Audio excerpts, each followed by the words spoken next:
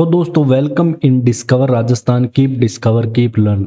देखो हम पढ़ रहे थे राजस्थान के प्रमुख सभ्यताएं हैं, ठीक है। और उसके अंदर में लोह युगीन सभ्यता, ताम्र युगीन, पाषाण युगीन, ये सारी मुख्य जो सभ्यताएं हैं वो हमने कंप्लीट कर ली थी। अब जितनी भी देखो अन्य महत्वपूर्ण है, देखो इंपॉर्टेंट सभी होती है, लेकिन जो जितनी डिटेल में थी वो हमने पहले कर ली। अब थोड़ी क्या है कि अपने को नाम याद रखने हैं और एक आधी चीज़ें उनमें से अपने को याद रखनी है, वो हम यहाँ पे कंप्लीट करेंगे।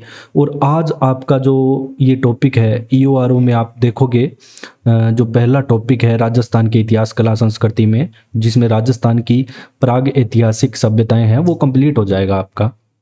तो अपने शुरू करते हैं। और कल से आपकी राजस्थान की राजनीतिक एवं प्रशासनिक व्यवस्था की भी क्लास आपको इस चैनल पे मिलेगी, तो आप डिस्कवर राजस्थान को ज्वाइन करें ज़्यादा से ज़्यादा। देखो सबसे पहले हम पढ़ेंगे यहाँ पे बरौर सभ्यता। देखो बरौर सभ्यता की जब हम बात करेंगे तो ये बरौर गांव है, पड़ता है श्री गंगानगर जिले के अंदर, और इसका उत्खनन किया गया वो 2003 ईस्वी में किया गया।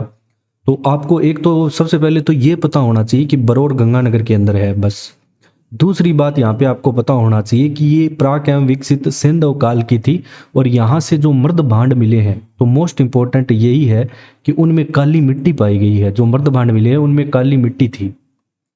और 2006 ईस्वी में मिट्टी के पात्र में सेल खड़ी के 8,000 यहाँ पे मणके भी मिलते हैं, और एक मिलते हैं लाजवर्द मनके। तो ये ध्यान रखना मोस्ट इंपॉर्टेंट है, क्योंकि ये जो लाजवर्द मनके हैं ना, ये अफगानिस्तान साइड मिलते हैं वैसे। और इसके अलावा यहाँ पे चूड़ियाँ, अंगूठी, बोरला और बटन के आकार की मुहरें भी पाई गई बरौर में, ठीक है। बरौर गंगानगर आपको याद रखना है। इसके बाद हम करते हैं भीनमाल की सभ्यता। देखो भीनमाल की सभ्यता आपके पड़ेगी जालोर में। उत्खनन यहाँ पे रतन चंद्र अग्रवाल, RC अग्रवाल द्वारा 53-54 ईस्वी के अंदर किया जाता है। जब हम यहाँ पे बात करते हैं प्राप्त अवशेषों की, तो मर्द भांड व शक छत्रपों के सिक्के, तो ये बात याद रखनी है आपको। जब भी शक छत्रपों के सिक्कों की बात आएगी तो आपको भीनमाल की सभ्यता उत्तर देना है।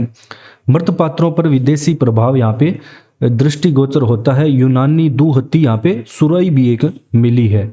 इसके अलावा यहाँ पे रोमन एम्फोरों के काल के सुरा पात्र भी मिले हैं, और दुहत्ती सुराई दोनों याद रखना। अब नेक्स्ट आती है अपनी रेलावन 12। देखो ये 5,000 वर्ष पुरानी यहाँ पे दुगेरी सभ्यता के अवशेष मिले हैं। एक दुगेरी सभ्यता थी, उसके अवशेष यहाँ पे मिले हैं रेलावन 12 के अंदर।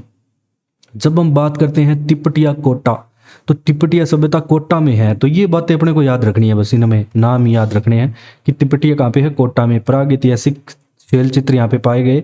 मगरी की बात करें तो भीलवाड़ा के अंदर है। पाषाणकालीन व आहड़ सभ्यता के समकालिक यहाँ पे अवशेष मिले हैं।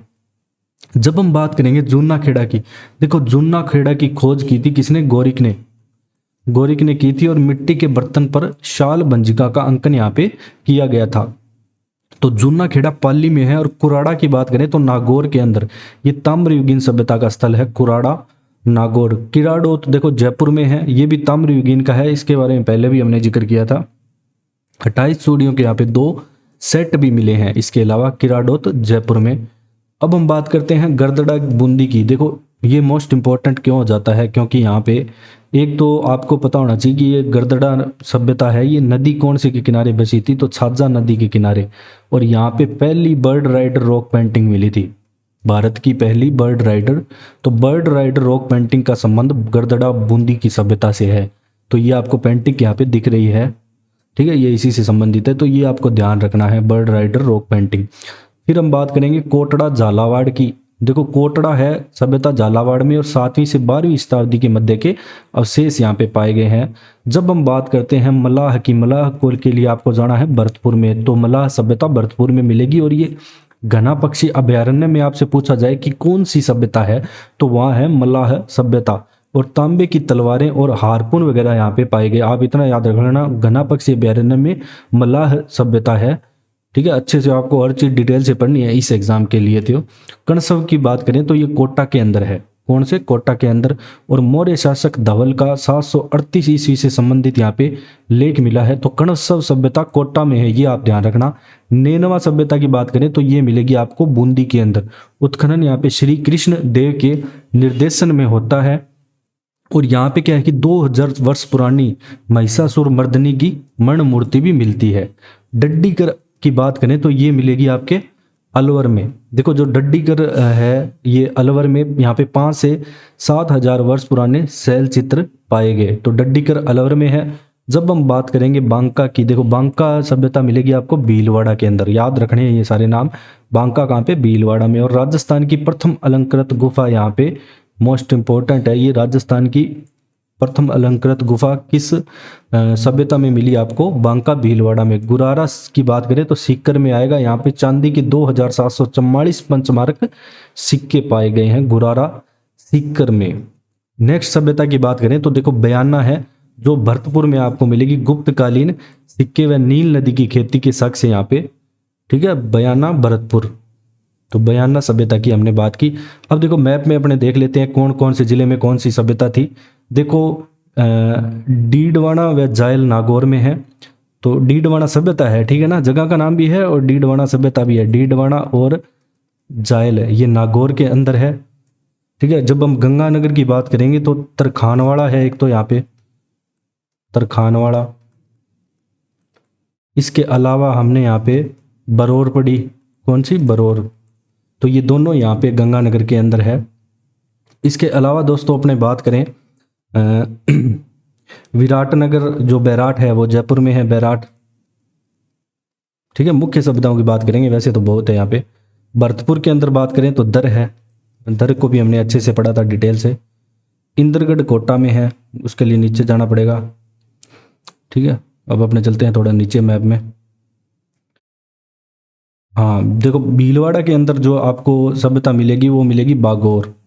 कौन सी? बागौर सभ्यता यहाँ पे मिलेगी। थोड़ा मैप में लिख देते हैं तो जगह याद रह जाती है।